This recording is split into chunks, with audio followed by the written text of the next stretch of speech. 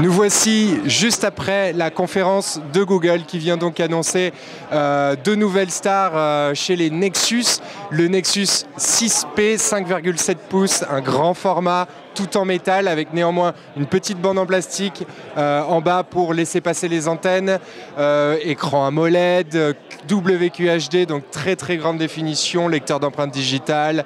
La petite déception, c'est qu'il n'y a pas de stabilisateur optique sur le capteur optique, sur le capteur photo, mais un appareil très grand certes, mais léger, assez fin, avec un gros processeur Snapdragon 810. On espère que l'autonomie sera à la hauteur avec une batterie de 3450 mAh.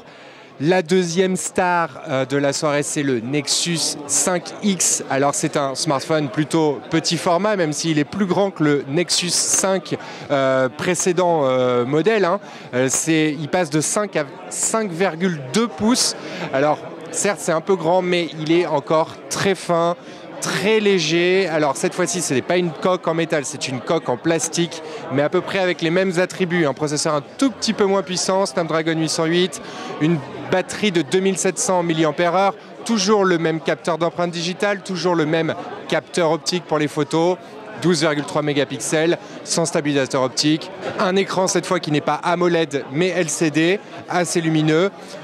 On espère, encore une fois pour ce smartphone, que l'autonomie sera à la hauteur. Autre nouveauté inédite, c'est le Chromecast Audio. Alors un tout nouveau type de périphérique, c'est le Chromecast, mais dédié aux appareils audio de la maison. Alors tous les haut-parleurs, toutes les chaînes qui ont une entrée jack, une entrée optique, une entrée RCA, c'est à peu près compatible avec tout le matériel audio présent sur le globe.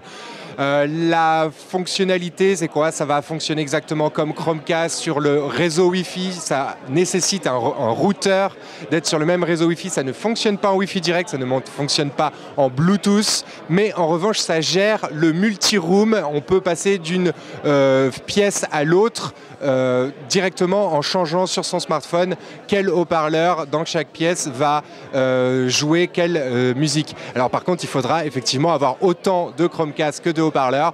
Ce n'est que 35 $ si j'ose dire, donc on peut en acheter peut-être une dizaine si vous êtes un fan d'audio avec plein de haut-parleurs chez vous. Autre nouveauté, c'est la dernière version du Chromecast. Alors, toujours le même design en médaillon, cette fois-ci avec juste un câble HDMI plat qui se replie et qui va s'aimanter sur le médaillon pour pouvoir le transporter facilement comme un porte-clés. Pourquoi pas?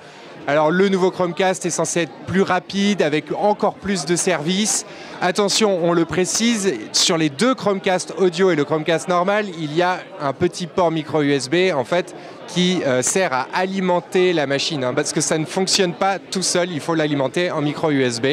Donc voici pour le Chromecast. Et l'absente de la soirée, c'est la Pixel C. Alors c'est une tablette qui doit sortir avant Noël, elle n'était pas présente ce soir. C'est une tablette qui va fonctionner avec un très puissant processeur quadricœur Tegra X1 de chez Nvidia et qui va s'aimanter sur un clavier, alors qui peut s'aimanter dans les deux sens, qui peut se relever, aucun mécanisme, tout fonctionne par aimant. C'est plutôt sympathique dans le concept, surtout que la tablette, si elle se referme sur son clavier, va recharger le clavier par induction. On attend impatiemment cette tablette avec un écran très haute définition qui doit arriver avant Noël. Voilà, c'était tout pour la conférence de Google ce soir.